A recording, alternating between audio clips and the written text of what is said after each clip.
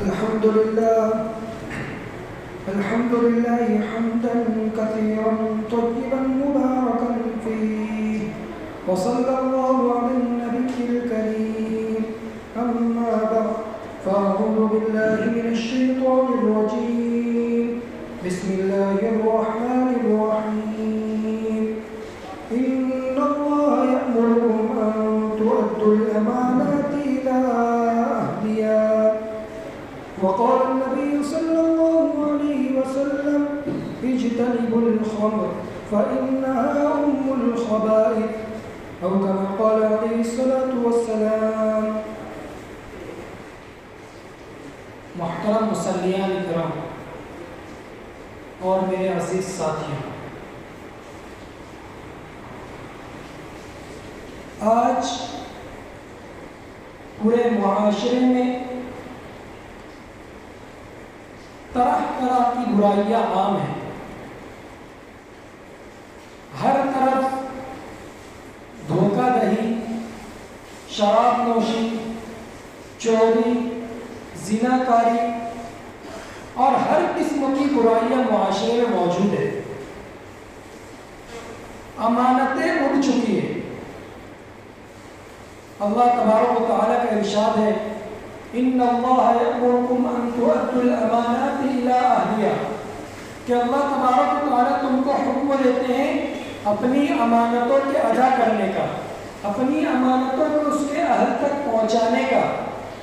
لیکن آج ہم معاشرے میں دیکھتے ہیں کہ امانتیں بالکل ہی ختم ہو چکی ہیں. لوگ کسی کو دھوکہ دینے میں اپنے آپ کو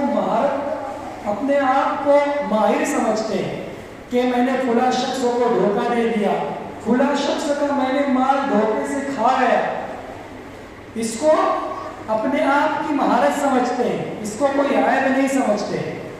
نبی کریم صلی اللہ علیہ وسلم کا فرمان ہے کہ قرب قیامت میں امانتیں اٹھ جائے گی. اور آج کا دور صادق آتا ہے.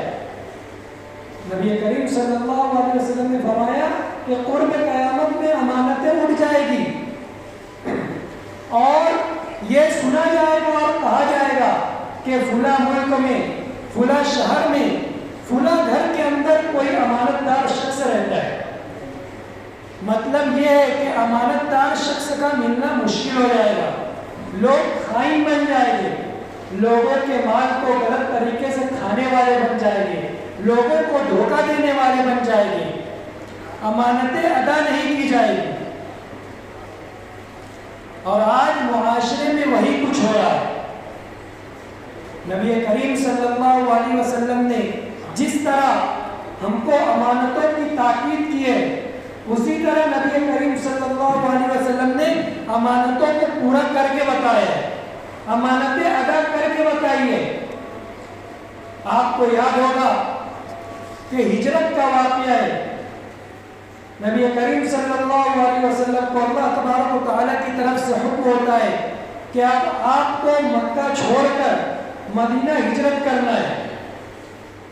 جس رات میں یہ حکم ہوتا ہے اسی وقت کفار قریش، مشرکین قریش یہ فیصلہ کر لیتے ہیں کہ آج ہی کی رات نعوذ باللہ محمد کو قتل کر دیں گے، آج کی رات نعوذ باللہ محمد کا خاتمہ کر دیں گے، تاکہ اسلام جس طرح سے پھیل رہا ہے اور جس طرح سے پھول پھول رہا ہے وہ کم ہو جائے، صحابہ کی تعداد میں کمی آ جائے، اسلام پھیلتا جا رہا ہے اس میں کمی آ جائے. اس لیے ہم آج محمد کو نعوذ باللہ قتل کر دیں گے. اور دوسری طرف ہجرت کا حکم آ جاتا ہے کہ آپ کو اب مکہ چھوڑ کر مدینہ نکلنا ہے. نبی کریم صلی اللہ علیہ وسلم اپنے گھر میں موجود ہیں اور باہر کفار قریش ننگی تلوار لے کر کھڑے ہیں کہ جس وقت نبی کریم صلی اللہ علیہ وسلم گھر سے باہر آئے گے اسی وقت ہم نعوذ باللہ محمد کو قتل کر دیں گے. یہ سازشیں اور منصوبے بن چکے تھے. اور دوسری طرف اللہ تبارک و تعالیٰ کا حکم آ چکا تھا کہ اب آپ کو نکلنا ہے. اس وقت نبی کریم صلی اللہ علیہ وسلم اپنے کمرے میں موجود ہے اور حضرت علی کرم اللہ وجہہ بھی موجود ہے. آپ فرماتے ہیں کہ علی میرے پاس کچھ امانتیں ہیں جو انہی لوگوں کی ہے جو باہر میرے قتل کے لیے تلوار لیے کھڑے ہیں۔ اللہ اکبر، سوچو کہ نبی کریم صلی اللہ علیہ وسلم نے کس طرح امانتوں کو ادا کر کے بتایا ہے۔ باہر جو لوگ قتل کے لیے کھڑے تھے انہی کی امانتیں آپ صلی اللہ علیہ وسلم کے پاس موجود تھی، اور علی کو حکم دے رہے ہیں اے علی میں تو نکل جاؤں گا لیکن یہ امانتیں یہ انہی لوگوں کی ہیں جو میرے قتل کے لیے باہر کھڑے ہوئے ہیں، آپ ان کو ادا کر کے صبح کے وقت مدینہ تشریف لے آنا۔ نبی کریم صلی اللہ علیہ وسلم نے اس طرح امانتوں کو ادا کر کے بتایا۔ لیکن آج ہم اور آپ خود غور کریں، اگر کوئی ہمارے قتل در پہ ہو جائے اور اس کی کوئی چیز ہمارے پاس موجود ہو کہ ہم اس کو ادا کرنے کی فکر کریں گے؟ ہم تو یہی سوچیں گے کہ وہ میرا قتل کرنا چاہتا ہے، وہ مجھے نقصان پہنچانا چاہتا ہے، اب میں اس کی چیز ہرگز اس کو ادا نہیں کروں گا۔ لیکن نبی کریم صلی اللہ علیہ وسلم نے ایسی جا کنی کے عالم میں بھی امانتوں کو ادا کر کے بتایا۔ علماء کرام لکھتے ہیں کہ شریعت کے اہم ترین مقاصد 5 ہیں۔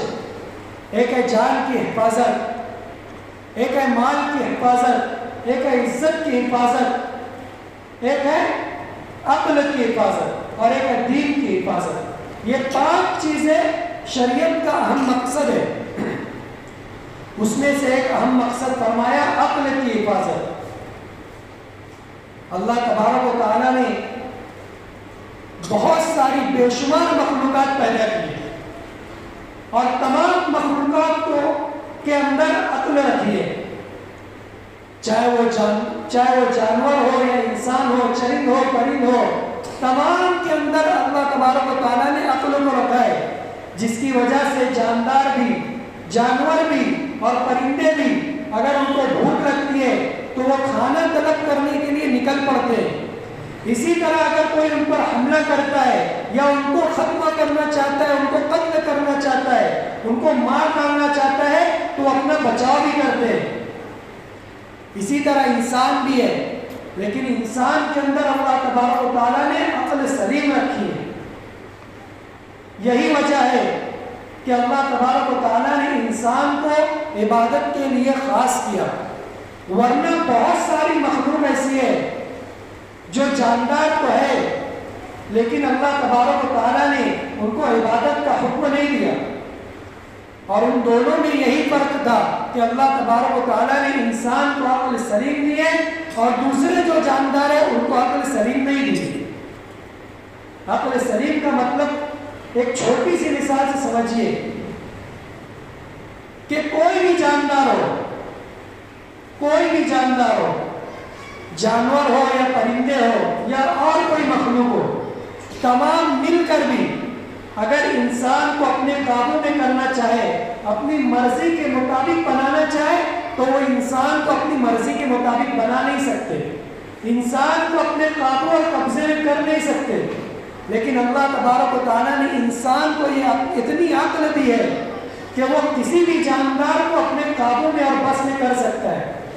یہی وجہ ہے کہ اللہ تبارک و تعالیٰ نے انسان کو مکلف بنایا، اپنی عبادت کے لیے مکلف بنایا، لیکن اللہ تبارک و تعالیٰ نے اتنا ہی مکلف بنایا جتنا انسان کے بس میں تھا۔ اللہ تبارک و تعالیٰ کا فرمان ہے لا یکلف اللہ نفسا الا وسعها، کہ ہم نے انسان کو اتنا ہی مکلف بنایا ہے جتنی اس کی طاقت ہے۔ اللہ تبارک و تعالیٰ نے ہمیں روزے کا حکم دیا، نماز کا حکم دیا، زکوٰۃ کا حکم دیا، حج کا حکم دیا، صدقے کا حکم دیا، یہ ہمارے بس میں ہے، اسی وجہ سے اللہ تبارک و تعالیٰ نے ہمیں ان چیزوں کا حکم دیا ہے۔ اگر انسان کے بس میں نماز پڑھنے کی انسان میں طاقت نہ ہوتی، حج کرنے کی طاقت نہ ہوتی، زکوٰۃ کو ادا کرنے کی طاقت نہ ہوتی، روزہ رکھنے کی طاقت نہ ہوتی، اللہ تبارک و تعالیٰ کبھی انسان کو اس کا حکم نہیں دیتے، یہ ہمارے بس میں ہے۔ تو اللہ تبارک و تعالیٰ نے جو ہمیں عقل دی ہے وہ عقل سلیم دی ہے، اور عقل سلیم کا تقاضا ہے کہ اللہ تبارک و تعالیٰ کہ ہم عبادت کے ساتھ اپنی زندگی کو گزار دیں۔ تو یہ عقل اللہ تبارک و تعالیٰ کی بہت بڑی امانت ہے، اور اس کی امانت کو ہم کس طرح ادا کریں، کس طرح ہم اللہ تبارک و تعالیٰ کی دی ہوئی امانت کو پورا کریں، ہمیں اس کا جاننا بہت ضروری ہے۔ ہم اس کے جانے بغیر اگر ہم عمل کریں گے تو راہ راست سے بھٹک جائیں گے، تو اس کا جاننا ہمارے لیے بہت ضروری ہے۔ شریعت کے 5 اہم مقاصد میں سے ایک اہم ترین مقصد عقل کی حفاظت ہے، اور یہ عقل کی حفاظت کس طرح ہوگی، عقل کی امانتوں کو ہم کس طرح پورا کریں گے، اور اس کی خیانت سے ہم کس طرح بچیں گے۔ تو اس کے لیے ضروری ہے کہ ہم ایسی چیزوں کا استعمال چھوڑ دیں جو عقل کے اوپر حاوی ہو جائے، جو عقل کو ڈھانپ لے، جس سے انسان کی عقل معاف ہو جائے اور ختم ہو جائے۔ ایسی چیزوں سے بچنا انسان کی عقل کی حفاظت ہے، اور انسان کی عقل جو اللہ تبارک و تعالیٰ نے امانت کے طور پر دی ہے، یہ اس کی حفاظت کرنا ہے۔ آج ہم معاشرے میں دیکھتے ہیں کہ نہ جانے بہت سی چیزیں ایسی رائج ہو چکی ہے جس کے استعمال سے انسان بے عقل ہو جاتا ہے، بے قابو ہو جاتا ہے، وہ صحیح اور غلط کا فرق نہیں کر سکتا۔ من جملہ ان چیزوں میں سے شراب نوشی ہے، بھنگ ہے، اور نہ جانے کیسی کیسی چیزیں ہیں جن کے الفاظ بھی ادا کرنا مشکل ہے۔ ایسی چیزیں معاشرے میں رائج ہو چکی ہے کہ جس کے استعمال سے انسان کی عقل ختم ہو جاتی ہے، انسان کے اندر سمجھنے اور سوچنے کی صلاحیت ختم ہو جاتی ہے۔ اللہ تبارک و تعالیٰ نے ہمیں جو عقل دی ہے، یہ اللہ تبارک و تعالیٰ کی طرف سے بہت بڑی امانت ہے۔ اگر ہم ایسی چیزوں کا استعمال کرتے ہیں، اگر ہم شراب نوشی کرتے ہیں یا اسی طرح سے کوئی اور نشیلی چیزوں کا استعمال کرتے ہیں، تو یہ اللہ تبارک و تعالیٰ کی طرف سے دی ہوئی امانت میں خیانت کرنا ہے۔ نبی کریم صلی اللہ علیہ وسلم نے فرمایا اجتنبوا الخمر فإنها أم الخبائث، کہ تم شراب نوشی سے بچو، تم نشے والی چیزوں سے بچو، اس لیے کہ وہ تمام برائیوں کی جڑ ہے۔ ہم اور آپ غور کریں، آج ہمارے معاشرے میں یا ہماری خاندان کے اندر یا ہمارے گھروں کے اندر کوئی فنکشن ہوتا ہے، شادی بیاہ کا موقع ہوتا ہے، یا کوئی تہوار ہوتا ہے، یا کوئی اور خوشی کا موقع ہوتا ہے، تو ہم غلط چیزوں کے استعمال میں پڑ جاتے ہیں۔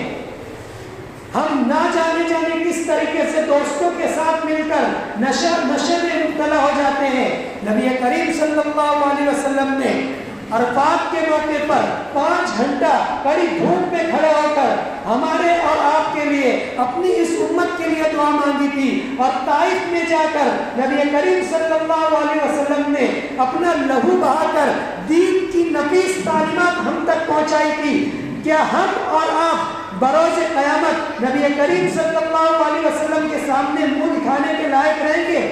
نبی کریم صلی اللہ علیہ وسلم ہم سے پوچھیں گے کہ میں طائف میں اپنا لہو بہا کر دین کی نفیس تعلیمات تم کو پہنچائی تھی، کیا اسی دن کے لیے پہنچائی تھی کہ تم اللہ کی دی ہوئی امانت میں خیانت کرنے لگو؟ کیا تم میرے فرمان میں خیانت کرنے لگو؟ میں نے تو تم کو کہا تھا اجتنبوا الخمر فإنها أم الخبائث، کہ تم نشیلی چیزوں سے بچنا، اور اس لیے کہ یہ تمام برائیوں کی جڑ ہے۔ لیکن آج تم جب خوشی کا موقع ہوتا ہے یا شادی بیاہ کا موقع ہوتا ہے، تم اسی چیزوں میں مبتلا ہو جاتے ہو اور اپنی عقلوں کو کھو دیتے ہو۔ ہم اس وقت کیا جواب دیں گے؟ ہم اور آپ اپنے دل سے پوچھیں، آج معاشرے میں نہ جانے کیسی نشے کی چیزیں ایجاد ہو چکی ہے، ہم اس کا استعمال کرتے ہیں؟ ہم اپنے دل سے پوچھیں، ہمارے گھروں میں نہ جانے اس کا استعمال کیسے ہوتا ہے، لیکن ہم اس کو منع نہیں کرتے۔ کہتے ہیں کہ بیٹا کمانے لگا ہے، اگر باپ اپنے بیٹے کو کہے گا تو وہ الٹا جواب دے گا کہ جاؤ اپنا کام کرو، میں تو آپ کا پورا کرتا ہوں نا۔ اگر بیٹا اپنے باپ کو کوئی چیزوں سے روکتا ہے تو باپ کہتا ہے تو بیٹا ہے، بیٹے جیسا رہے، مجھے مت حکم دے۔ آج کمی جو ہے وہ دونوں طرف سے، ہم اپنے باپ کو بھی سمجھائے، عزت اور محبت کے ساتھ سمجھائے۔ اگر ہم سے نہ ہو سکے تو ہم مسجد کے امام صاحب کے پاس آئے یا محلے کے کسی عالم دین کے پاس آئے جائے اور ہم کہیں کہ میرے والد صاحب بڑے ہیں، آپ ان کو سمجھائیے کہ وہ نشے کی چیزوں سے بچ جائے، اگر باپ کے سمجھانے پہ بیٹا نہیں مانتا ہے تو ہم کسی بڑے عالم دین کے پاس جائے، اس پہ اپنے بیٹے کو لے کر جائے اور اس سے کہے کہ میرے بیٹے کو سمجھائے۔ لیکن آج ہم دیکھتے ہیں کہ باپ نشہ کر رہا ہے، بیٹا سمجھانے کے لیے تیار نہیں ہے، اگر بیٹا نشہ کر رہا ہے تو باپ سمجھانے کے لیے تیار نہیں ہے۔ اس کی وجہ صرف یہی ہے کہ الٹا جواب مل جائے گا، اور اس کی کوتاہی صرف اور صرف ہماری وجہ سے آئی ہے۔ اگر ہم شروع سے لے کر شروع سے بچپن سے عادتیں اپنے بچوں کے اندر نہ ڈالتے تو ہمیں یہ دن دیکھنا نہیں پڑتا۔ آج بچہ جب گھر لیٹ آتا ہے، راتوں کو لیٹ آتا ہے، باپ اور ماں یہ پوچھنے کے لیے تیار نہیں ہے کہ بیٹا تو کہاں گیا تھا۔ اس کے موبائل میں نہ جانے کیسی کیسی غلط چیزیں ہیں، لیکن باپ اپنے بچے کا موبائل چیک کرنے کے لیے تیار نہیں ہے۔ یہ معاشرے میں جتنی خرابیاں آ رہی ہیں، نشہ عام ہو رہا ہے، زنا عام ہو رہا ہے، اور نہ جانے کیسی برائیاں عام ہو رہی ہیں، اس کی سب سے بڑی وجہ یہ نشہ ہے۔ نبی کریم صلی اللہ علیہ وسلم نے فرمایا کہ شراب ہر برائیوں کی جڑ ہے۔ بخاری شریف میں آتا ہے کہ شراب ہر ایسی چیز کو کہتے ہیں جس سے عقل ختم ہو جائے، جس سے انسان کی عقل معاف ہو جائے، سوچنے سمجھنے کی صلاحیتیں ختم ہو جائے۔ اور آج ہم دیکھتے ہیں کہ معاشرے کے اندر ایسے نشے عام ہو چکے ہیں کہ جو نشہ کرتا ہے وہ اپنی بیوی اور ماں میں فرق نہیں کر سکتا، جو شخص شراب نوشی میں مبتلا ہے وہ اپنی ماں اور بیٹی میں بھی فرق نہیں کر سکتا۔ اس کی وجوہات پر زنا عام ہوتے ہوئے چلے جا رہے ہیں۔ ایک حدیث شریف میں آتا ہے کہ قرب قیامت میں آدمی اپنی بیوی سے زنا کرے گا۔ سوچنے کی بات ہے کہ بیوی تو حلال ہوتی ہے، اس سے زنا کیسے ہو سکتا ہے؟ اس کی وجہ یہی ہے کہ وہ انسان شراب نوشی میں مبتلا ہو جائے گا، اور شراب نوشی میں آ کر اس کے منہ سے اپنی بیوی کے لیے ایسے الفاظ نکل جائیں گے جس سے طلاق ہو جائے گی، اور اس کو پتہ بھی نہیں چلے گا کہ میری بیوی سے میری طلاق ہو چکی ہے، اور رات کو وہی زنا میں مبتلا ہو جائے گا۔ وہ سمجھے گا کہ میری بیوی میرے لیے حلال ہے، لیکن اس کی بیوی اس پر حرام ہو چکی ہوں گی۔ تو نبی کریم صلی اللہ علیہ وسلم کا فرمان ہے کہ قرب قیامت میں آدمی اپنی بیوی سے زنا کرے گا۔ اس کی بڑی وجہ یہی ہے۔ آپ اور ہم غور کریں، اور معاشرے میں جتنی نشے کی چیزیں ہیں، آپ اور ہم ارادہ کر لیں ہم اس کو ختم کر دیں گے، نہیں ختم ہوتی ہے تو ارادہ کریں ہم آہستہ آہستہ اس کو ختم کر دیں گے۔ اپنے ہاتھ کو کسی عالم دین کے ہاتھ میں دیجئے اور اس کی تربیت میں رہ کر اپنی اصلاح کرائیے کہ میرے اندر یہ خرابیاں موجود ہیں، آپ آہستہ آہستہ ان کو ختم کرنے کی ترغیب دیجئے۔ نبی کریم صلی اللہ علیہ وسلم کے زمانے میں جس وقت نبی کریم صلی اللہ علیہ وسلم کی بعثت ہوئی، اس وقت پورا حرم ممالک شراب نوشی کا عادی تھا۔ شراب ان کی گھٹیوں میں پڑی ہوئی تھی۔ چھوٹی چھوٹی دعوتوں میں، چھوٹی چھوٹی مجلسوں میں شراب پی جاتی تھی، شراب نوشی بالکل عام تھی۔ نبی کریم صلی اللہ علیہ وسلم کی بعثت کے بعد شروع اسلام میں بھی شراب کو حرام نہیں کیا گیا۔ صحابہ کرام بھی شراب پیتے تھے، اس لیے کہ اس وقت شراب کو حرام نہیں کیا گیا تھا، اور بیک وقت شراب کو حرام کر دینا یہ بہت مشکل کام تھا، کیونکہ ان کے اندر شراب نوشی کی عادت بہت زیادہ تھی۔ ایک شخص ہو، اس کو نشے کی عادت ہو یا کسی اور برائی کی عادت ہو، اس کو یکلخت حکم دے دینا کہ تو اس چیز کو چھوڑ دے، وہ اس چیز کو یکلخت تو چھوڑ نہیں سکتا، اس کے لیے مشکل ہوگا، بلکہ اس کی ترکیب یہ ہے کہ اس کو آہستہ آہستہ چھوڑا جائے۔ جب دین اسلام نے بھی شراب کو حرام کیا تو اس کو آہستہ آہستہ حکم دیا۔ شراب نوشی کی سب سے پہلی آیت نازل ہوئی، وَمِن ثَمَرَاتِ النَّخِيلِ وَالْأَعْنَابِ تَتَّخِذُونَ مِنْهُ سَكَرًا وَرِزْقًا حَسَنًا۔ اللہ تبارک و تعالیٰ نے ارشاد فرمایا کہ تم پھلوں سے اور پھولوں سے اور دیگر اشیاء سے تم نشے کی چیز بناتے ہو اور اچھی چیز بھی بناتے ہو. صرف ایک حسین اشارہ کر دیا کہ تم پھلوں سے اور پھولوں سے اور دیگر اشیاء سے نشے والی بھی چیز بناتے ہو اور اچھی چیز بھی بناتے ہو. اس وقت صحابہ کرام کھجور سے اور دیگر اشیاء سے شراب بنایا کرتے تھے اور نبیذ بنایا کرتے تھے. نبیذ اسلام میں حلال ہے. اس کا طریقہ یہ ہے کہ کھجور کو رات میں بھگا دیا جاتا تھا اور صبح اٹھ کر اس کے پانی کو پی لیا جاتا تھا اور اس کھجور کو کھا لیا جاتا تھا. یہ انسان کی بہت طاقت کی چیز ہوتی ہے.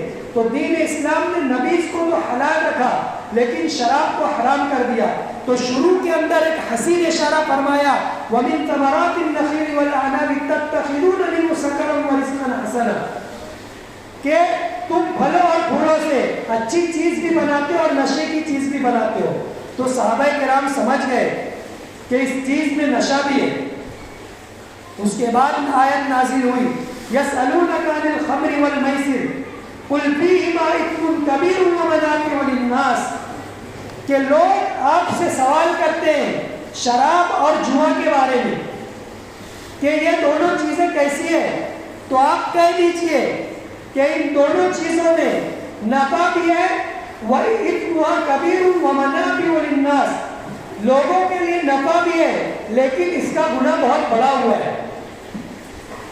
جب یہ آیتیں صحابہ کرام نے سنی تو صحابہ کرام اس وقت سمجھ گئے کہ اس میں تو بہت بڑا گناہ ہے. فائدے کی چیز تو ہے لیکن بہت بڑا گناہ بھی ہے. تو کچھ صحابہ کرام نے اس وقت شراب کو چھوڑ دیا. جب دین اسلام نے دیکھا کہ اب شراب کی عادت لوگوں میں چھوٹ رہی ہے اس کے بعد آیت نازل ہوئی یا ایھا الذین آمنوا لا تقربوا الصلاۃ وانتم سکارى کہ اب تم کو نماز کے وقت میں شراب نہیں پینا ہے. نشے کی حالت میں نماز کے قریب نہیں آنا ہے.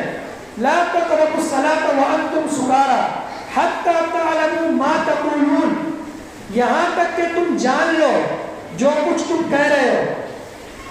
جو شخص شراب پیتا ہے اس کو یہ پتہ نہیں ہوتا کہ وہ کیا کیا بک رہا ہے. تو اللہ تبارک و تعالیٰ نے فرمایا اگر تم نشے کی حالت میں ہو تو اس وقت تم نماز کے قریب بھی مت آؤ. اس وقت تک جب تم کو یہ معلوم ہو جائے کہ تم کیا کہنے لگے ہو. واقعہ یہ ہوا تھا حضرت عبد الرحمن بن عوف رضی اللہ تعالیٰ عنہ نے صحابہ کرام کو دعوت دی تھی اور اس کے بعد شراب بھی پلائی تھی. صحابہ کرام شراب پی کر مست ہو گئے. مغرب کی نماز کا وقت آ چلا.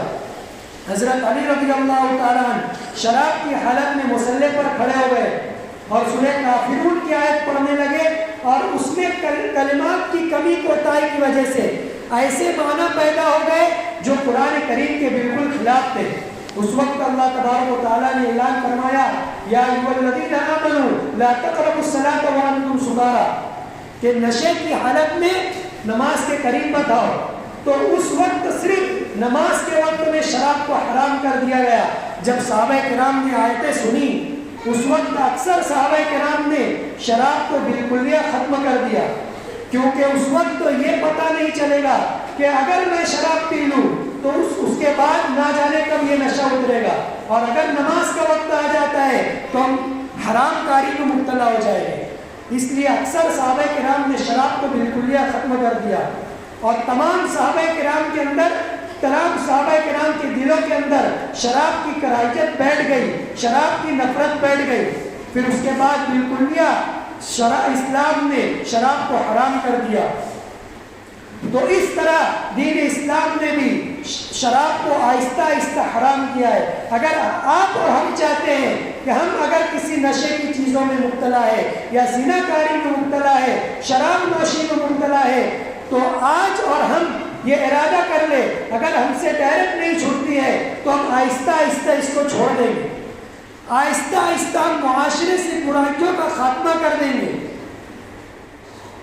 ایک بات یاد رکھنا, اگر کوئی شخص نشے کی عادت میں مبتلا ہو تو وہ دیگر برائیوں میں مبتلا ہو کر رہے گا.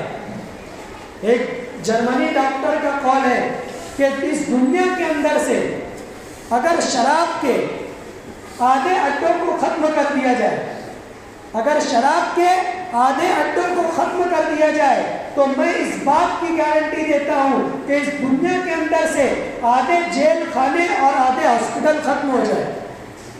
آج ہم اور آپ غور کریں، یہ تو اس جرمنی ڈاکٹر کا قول تھا، آج سے 14.5 سال پہلے ہمارے اور آپ کے آقا نبی کریم صلی اللہ علیہ وسلم نے فرمایا تھا اجتنبوا الخمر فإنها أم الخبائث، کہ تم شراب نوشی کو چھوڑ دو اور نشے والی چیزوں کو چھوڑ دو، اس لیے کہ وہ ہر برائی کی جڑ ہے۔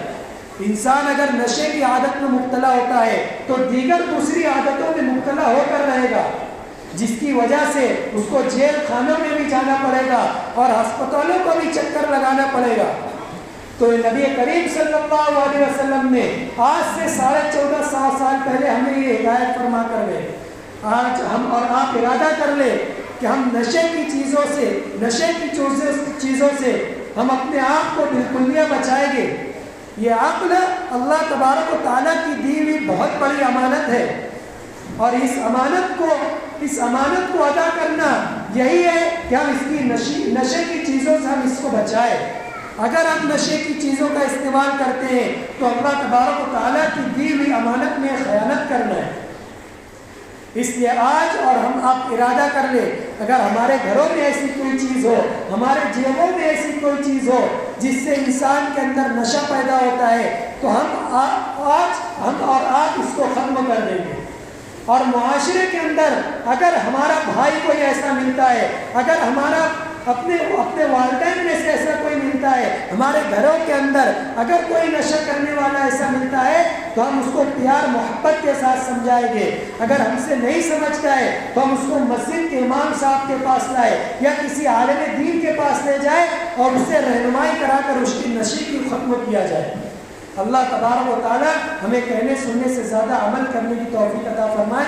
وآخر دعوانا الحمدللہ رب العالمین۔